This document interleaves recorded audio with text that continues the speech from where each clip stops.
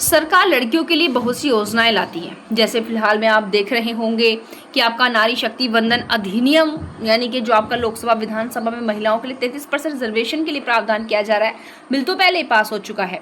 उसके बाद मैं यहाँ पर बात करूँ, बेटी बचाओ बेटी पढ़ाओ, लाडली योजना, बहुत सी ऐसी स्कीम्स है जो महिलाओं के लिए चल रही हैं। लेकिन क्या आपको लगता है कि वास्तव में बहुत सी जगह, यानी कि अगर मैं बात करूँ तो क्या भारत में हर जगह महिलाओं को प्रॉफिट मिल रहा है, या फिर कुछ जगह ऐसी है जहां पर स्कूल ही नहीं है लड़कियों को पढ़ाने के नाम पर? जी हाँ, आज हम एक ऐसे ही जगह की बात कर रहे हैं, क्योंकि लीगल जो आपके अपडेट्स रहते हैं उनके बारे में तो आपको हम जानकारी देते ही रहते हैं, लेकिन आज एक बहुत ही अनोखा मामला है जो हम आप सभी के लिए लेकर आए हैं। अपने देश की, समाज की, राज्य की वास्तविकता से आपको अवगत कराने। क्या है मामला? है बस्ती जिले का, जहाँ पर जो आपका स्कूल है, इंटरमीडिएट स्कूल है, वो आपका को एजुकेशन से संबंधित है, यानी कि उसमें लड़के लड़कियां दोनों पढ़ सकते हैं। लेकिन अगर देखा जाए तो जो आंकड़े बता रहे हैं वो कह रहे हैं कि लगभग पिछले 67 ईयर्स, बहुत लंबा समय होता है भाई, कि वहाँ लड़कियों की एंट्री नहीं है। जब वो आपको को एजुकेट स्कूल है तो फिर उसके बाद वहाँ पर लड़कियों की एंट्री क्यों नहीं है भाई? तो यहाँ जो बहाना मैनेजर साहब के द्वारा, जो हेड है उनके द्वारा बताया जा रहा है वो ये है कि भाई वहाँ पर जो है शौचालय नहीं है, टॉयलेट नहीं है, तो ये लड़कियों के एडमिशन लेने का कोई मेन ग्राउंड नहीं है, क्योंकि आपको इस तरीके की सुविधाएं, इस तरीके के अरेंजमेंट्स करने चाहिए। आखिर क्या है पूरा मामला, ये पढ़ते हैं, क्योंकि ये है आपका मामला जो है चर्चा में तब आया जब पिता एक टॉयलेट सीट लेकर स्कूल में पहुंचा कि उनकी बेटी का अब एडमिशन कराया जाए।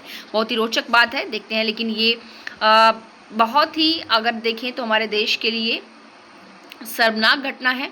बेटी बचाओ बेटी पढ़ाओ के दावों के बीच बस्ती का एक सरकारी इंटर कॉलेज 67 ईयर्स, यानी कि 67 साल से बेटियों के लिए बंद है। शौचालय के बहाने दाखिला रोका जा रहा है, जबकि हकीकत में मेन क्या है कि ये तो बस एक कहते हैं कि छोटी सी किसी गलत काम को करने के लिए आप किसी कोई दूसरा ग्राउंड ले रहे हैं ना, तो वो यहाँ पर मेन बात है। क्योंकि यहाँ पर कहना क्या है कि भाई जो प्रबंधक साहब हैं उनका अपना एक निजी स्कूल है, अब वो बच्चे उनके निजी स्कूल में जाएं, इसीलिए यहाँ पर क्या है कुछ ऐसे बहाने बनाते हैं जिससे बच्चे यहाँ पर एडमिशन ला लें।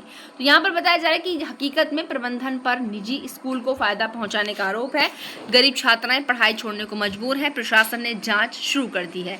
बहुत लंबा समय यहाँ पर बीत चुका है, अब से पहले जाँच शुरू कर देनी थी, लेकिन वास्तव में इस तरीके के अभिभावक होने ज़रूरी हैं, क्योंकि अभी इतने लंबा समय तक वहाँ लड़कियों के लिए किसी एंट्री नहीं थी। इसका रीज़न क्या था कि कहीं ना कहीं हम भी अपने और अपने बच्चों के अधिकारों के प्रति अवेयर नहीं, इसी चीज़ को दर्शाता है।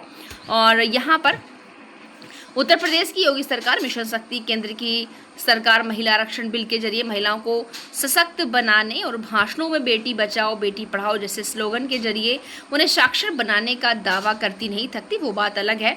वहीं प्रदेश के बस्ती जिले के कलवारी क्षेत्र है जहां स्कूल से बेटियों को जबरन शिक्षा से वंचित करने की दास्तां सामने आई है। और यहाँ यह देखना है कि जो अभिभावक हैं, माता पिता हैं, वो भी इतने सालों बाद जो है जागे हैं, और लेकिन फिर भी कहीं ना कहीं कोई ना कोई तो अभिभावक ऐसे हुए जिन्होंने यहाँ पर आवाज़ उठाई है।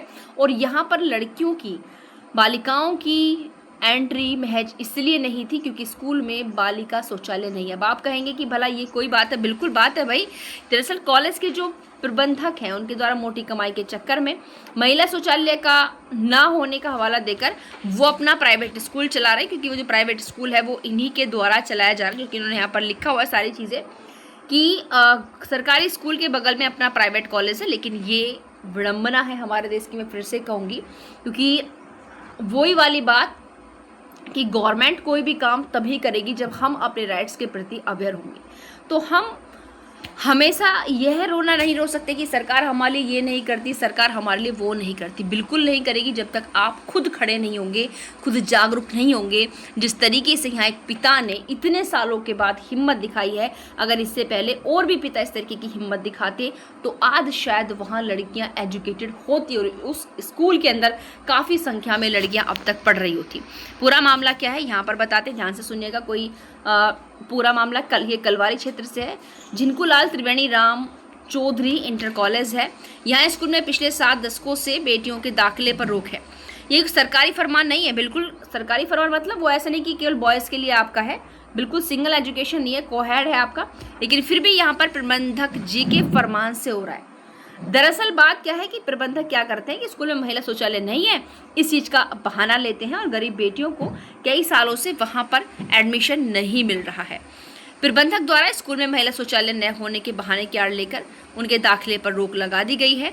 और इसका मेन रीज़न क्या है कि जो प्रबंधक है उसका खुद का प्राइवेट स्कूल है, कॉलेज है जो उसके बगल में ही है, और जिस वजह से बेटियों को सरकारी स्कूल में पढ़ने से रोककर उन्हें मोटी फीस लेने के लिए एडमिशन नहीं लिया जाता कि भाई बच्चे यहाँ नहीं लेंगे तो सरकारी में जाएंगे। इसीलिए 1957 को एड है स्कूल, लेकिन लड़की एक नहीं। कब है देखो 1957 भाई, 1957 से स्थापित है वो स्कूल, लेकिन लड़की एक भी नहीं भाई, को एड है, इनके को एजुकेशन से संबंधित है भाई। हैरानी की बात क्या है कि संस्थान को साल 1957 में ही को एड की सरकारी मान्यता मिली थी। सरकारी रिकॉर्ड में यह कॉलेज समान शिक्षा का केंद्र है, मतलब इसमें बॉयज़ और गर्ल्स दोनों पढ़ सकते हैं। लेकिन धरातल की सच्चाई क्या है कि यहाँ की दहलीज लांघना किसी भी छात्रा के लिए नामुमकिन बना दिया। ग्रामीणों और सामाजिक कार्यकर्ताओं ने इस अघोषित प्रतिबंध के पीछे एक सोची समझी साजिश बताई। आरोप है कि कॉलेज प्रबंधक ने पास ही में एक अपना निजी विद्यालय खोल रखा है और वहाँ पर प्रेशर बनाते हैं, मोटी फीस लेते हैं, वो सारी चीज़ें यहाँ पर बताई गई हैं। और यहाँ पर मेन बात क्या है, जो मेन हमारा टारगेट है वही है, देखिए कि यहाँ ये सारी चीज़ें सामने कैसे आई। जहाँ साइकिल में टॉयलेट सीट बांधकर स्कूल पहुँचे पिता, खुद की बेटी का सरकारी स्कूल में दाखिला हो जाए इसके लिए पिता बाकायदा साइकिल में एक टॉयलेट सीट बांधकर उसे लेकर विद्यालय पहुंचकर विद्यालय के जिम्मेदारों को टॉयलेट सीट देकर उसकी बेटी को दाखिला लेने की गुहार लगाई। लेकिन स्कूल के जिम्मेदारों का दिल नहीं पसीजा। इतना सब करने के बाद भी पिता के हाथ सिर्फ और सिर्फ निराशा लगी। बल्कि बालिका शौचालय नहीं है, बाउंड्री वॉल भी नहीं है। वहीं इस पूरे मामले में अब और भी चीज़ें निकल कर के आ रही हैं कि ना तो शौचालय है ना बाउंड्री वॉल है। वहीं इस पूरे मामले में जब स्कूल के प्रिंसिपल आज्ञाराम चौधरी से इस बात की तो उन्होंने सुरक्षा का हवाला देते हुए कहा कि ये सही है कि यहाँ बालिका शौचालय नहीं है और स्कूल में बाउंड्री वॉल भी नहीं है, जिस वजह से यहाँ बच्चों के दाखिले पर रोक है। ऐसा नहीं कि यहाँ बच्चों का दाखिला नहीं हुआ है। 21-22 से बता रहे हैं, 2122 में 60 से 70 लड़कियों का प्रवेश दिया गया था, लेकिन उसके बाद से न कोई बच्ची दाखिला लेने के लिए आई है, न किसी ने पढ़ने की इच्छा जाहिर की है। जब आप ऐसी स्थितियां रखेंगे तो कैसे काम चलेगा। आप केवल इतना सब कुछ कह देने के पश्चात से कि वहाँ पर शौचालय की व्यवस्था करना, वहाँ पर सुरक्षा व्यवस्था को बढ़ावा देना, बाउंड्री वॉल बनाना वो आपकी जिम्मेदारी है, प्रशासन की जिम्मेदारी है। इस तरीके की जिम्मेदारी से हटके आप लड़कियों का एडमिशन रोकना, ये आप यहाँ पर आप लोगों की बदकिस्मती, आप प्रशासन को यहाँ पर खराब कर रहे हैं, अपनी जिम्मेदारियों से आप यहाँ पर बच रहे हैं। आज भी एक भी बेटी का दाखिला नहीं।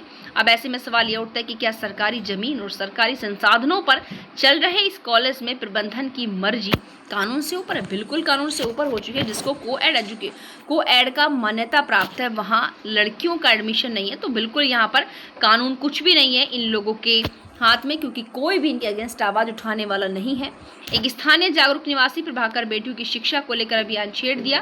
वे कॉलेज के गेट पर बेटियों का एडमिशन लेने के लिए कॉलेज को जागरूक करने में जुटे हैं।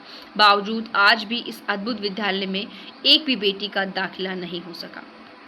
ठीक है, बाकी उसके बारे में सारी चीज़ें हैं कि इस पूरे मामले में DIOS बस्ती संजय सिंह ने कहा कि मामले को संज्ञान में लेते हुए बहुत ही गंभीर मामला और वास्तव में बहुत गंभीर मामला है। तत्काल विद्यालय के खिलाफ नोटिस जारी कर स्पष्टीकरण मांगा है। जांच के लिए विशेष अधिकारी तैनात किए गए हैं। यदि भेदभाव की पुष्टि होती है तो कॉलेज की मान्यता रद्द करने से लेकर प्रबंधन पर कानूनी कार्यवाही तक की जाएगी। यहाँ बस मैं एक ही बात कहना चाहूँगी कि हमें हमेशा हर चीज़ के लिए प्रबंधक के या फिर प्रशासन या सरकार के ऊपर डिपेंड नहीं रखना चाहिए। कभी ना कभी हमको भी अपने अधिकारों के लिए लड़ना चाहिए, तभी जस्टिस मिलता है।